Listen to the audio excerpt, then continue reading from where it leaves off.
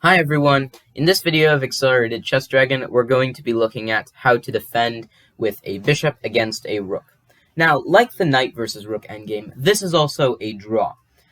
There's just one thing you need to keep in mind when you play with a bishop versus a rook, and that is you need to keep your king on the opposite colored corner compared to like what colored square your bishop is on. So if your bishop is light square, like in the example we're seeing right in front of us, we can see that white has a light square bishop, therefore white's king would either want to go to a1 or h8. And there's an important reason for that. And the reason is that you want the bishop to be able to shield your king from checks on a square such as b1 if you were in this position white.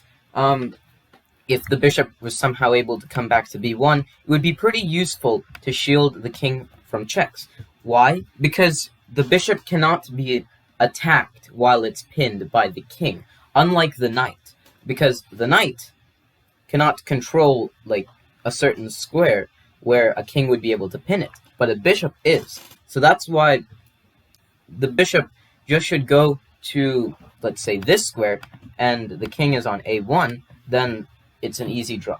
So the first game we're looking at arose from Peter Leko and Vladimir Kramnik in a 2011 Rapid tournament.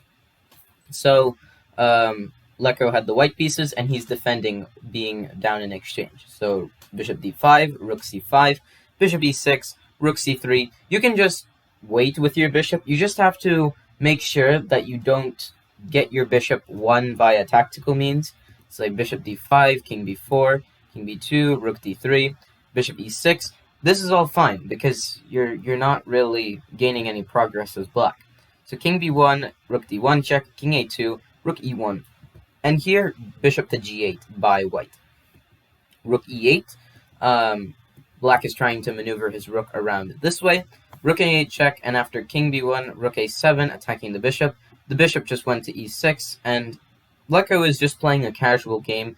He's, of course, not worrying about too many things, since the rook is not able to make any progress. The king is not really able to march up to some certain squares, because the bishop is able to kick the king away. If the king were to try to come to c2, for instance, the bishop is able to kick it away with bishop f5. So that is the importance of having the bishop on the opposite colored square of the corner that you're in. So rook a5, bishop f7, rook f5, bishop e6. We'll just see how the game went. Rook f2, bishop g8, rook f1 check, king a2, rook h1, bishop f7. A few more moves were played. We can see that Kramnik is not making any progress whatsoever. And unfortunately, in this position, after rook b6 was played, Leko ran out of time. But if he would have continued the game, he most likely would have held this to a draw, since Kramnik is not able to break through in any way. He can't really get his king to c2 and try to force mate or something, because the bishop can always kick the king out with bishop f5, and, there's nothing that Kramnik can really do. So that was the first position. Let's look at a few more. So the next position we're going to see occurred in a game played by Veselin Topalov and Judith Polgar. And like the game Peter Leko versus Vladimir Kramnik, the concept is basically the same. I mean, the king is it's closer to the corner that's opposite the bishop's color, and this means that Topalov can easily get a draw. So king c5 by black, king b3, king d4, bishop g6, Polgar is just waiting, bishop h7, king e5, and after this, they agree to a draw as they realize that Polgar cannot really make any progress. Despite the fact that she can cut off the king from approaching and maybe shorten the amount of squares the king can go to, it's not really going to help, as there's not a specific configuration that both the rook and king can get in order for it to be checkmate, so that's why they agreed to a draw here, and there's not really a way to actually push this to a win, to be honest. So that was how you have to draw when you have a bishop against a rook. Now, not all people are lucky, and they might lose bishop versus rook endgames. So let's see an example where one player loses instead. So the next position we're going to see occurred in a game played by Mikhail Tal and Valery Zidkov. And Tal has the white pieces, and he has a rook, and he also does have an extra pawn.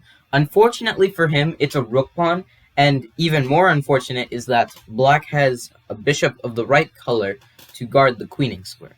So what Tal did was kind of to force the king onto the wrong colored corner. We can see that black has a dark squared bishop, and of course the king does not want to be on h8 or a1, since the ideas that I showed the previous two examples wouldn't work. So, to force the king onto that side of the board, Tal gave his pawn. He played h6 check. And he's only doing this because he wants Zidkov's king to be on the wrong corner of the board. So, Zidkov took the pawn, and now rook g6 check. And this ensures that black will not be going to maybe h1 or a8. Because the king has to stay back and defend the bishop. But while it's there, the rook is going to be cutting the king off from the 6th rank and also from the g-file, meaning that the king would only be entitled to go to this h8 square, and therefore it wouldn't really be that helpful for him. So that's why after this, king h7, king f6, bishop e3, king f7, we can see that Zidkov's king is way too boxed in. So now bishop a7, rook a6. This is when you attack the bishop and try to maybe force it to go onto a square where not only can you attack the bishop, but also try to threaten checkmate. So bishop to b8, rook a8, bishop c7, rook c8. Tal is just chasing the bishop around. Bishop f4, rook c4, bishop g5, and now rook c3. And the nice thing about this rook c3 move is that you can put the rook on h3, which is a light square, meaning that the black bishop cannot cover that square. So if you were to play, let's say, king h6, then after rook h3 check, you would have to, unfortunately, give up your bishop, and after rook takes h4, this is obviously winning. And also, if you play king h8, then rook h3 check, you would have to block bishop h6 or bishop h4, and you lose. And finally, if you try playing something like maybe, I don't know, bishop f4, then rook h3 check, bishop h6, and here Tal would just make a waiting move like rook h2, and after king h8, he would take the bishop. And it's the same thing wherever the bishop goes, really. If the bishop were to go back to h6, then rook h3, and it would be mate a move earlier. So that is one example of how you can lose in a bishop versus rook endgame. Let's see one more. The last position we have occurred in a game played between Georgy Lysitsin and Mikhail Tal.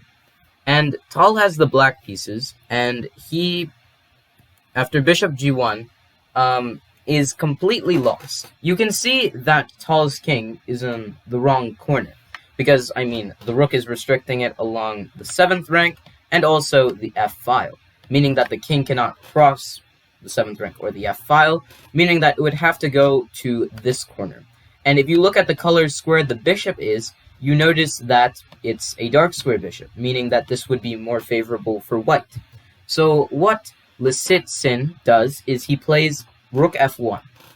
He attacks the bishop, and Tal here plays bishop h2, moving his bishop away, and now rook f2, trying to attack the bishop and maybe force something to happen, like after the bishop moves, you're going to create a double threat. So let's say that bishop g3 was played, then you would simply play something like, rook g2, and if the bishop moves now, let's say to d6, then you move rook d2, and if you play something like bishop e7 to guard the d8 square, then rook to c2.